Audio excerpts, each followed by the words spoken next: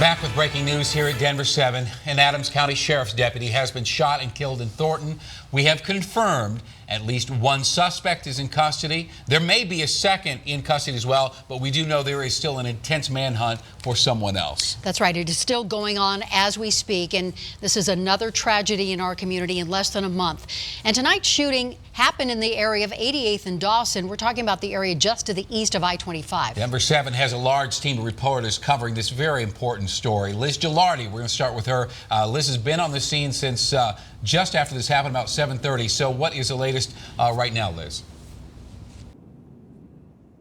Shannon, and this is a residential area where that manhunt is underway, and police have throughout the night kept extending that perimeter. We were actually just pushed back right before 10 o'clock because they told me they were bringing some extra tactical teams in, and shortly thereafter we saw a SWAT vehicle heading up the street. So we're quite a ways away from where that actual scene happened, but that's been the situation throughout the night in this neighborhood as they're looking for the suspect or suspects. People in this area are being told to stay in their homes, to avoid doors and windows. They're very alarmed at that, wondering what's going on. Some of them were trying to go outside because they heard all the sirens and police cars and were just wondering what was going on, only to be told to stay inside their homes.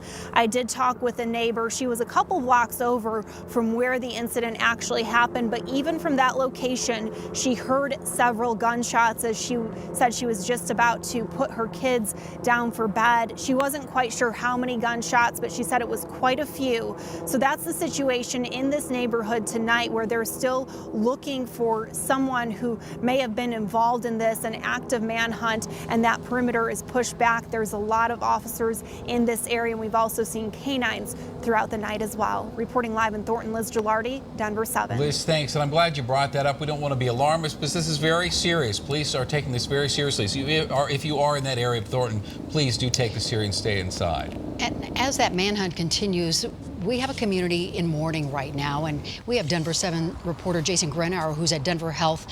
And Jason, I know you've seen a large police presence out there, and just a somber scene as you described it out there.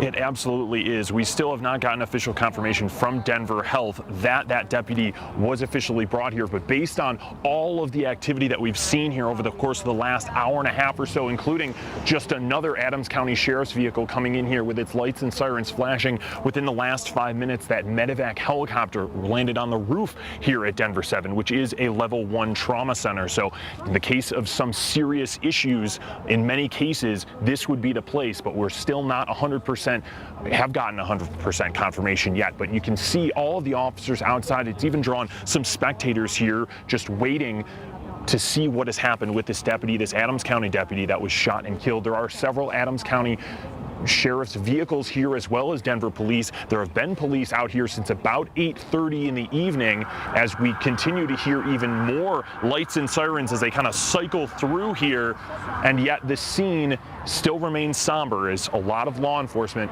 with heavy hearts here just standing, waiting, and then we'll update you as far as what happens next. But that is the scene out here live at Denver Health. Back to you. Thank you, Jason. So much information we're still waiting on tonight. It's happening as we speak, so we are staying on the air to bring you details. That's right. We do not know the identity of that deputy, for one thing. Jackie Crea continues our team coverage live at the substation there in Commerce City. And Jackie, I know we're waiting on a news conference. Any word of that yet?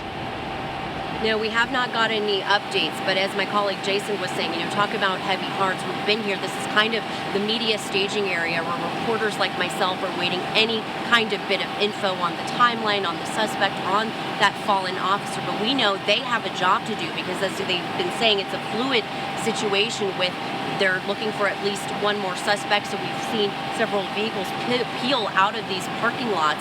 As I was standing at the front of the building here, as detectives are arriving, some of them from the critical incident investigative team that gathers after officer-involved shooting incidents, just seeing the looks on their faces. This is going to be a tough night and just the beginning of a tough time as they put together what's happened, but also make sure to keep the public safe. So we're waiting, and we'll update you as soon as we can, but we don't have a clear timeline as to when to expect that press conference. I'll send it back to you guys. Trey, thank you very much for that. As you know how something like this hits the law enforcement community. So you now have all those officers charged up like they are looking for the people who did this now. We also just received a statement from the governor's office, and I want to read it to you in part. And he says, tonight we watched as the community was on edge and a sheriff's deputy was shot while responding to a call.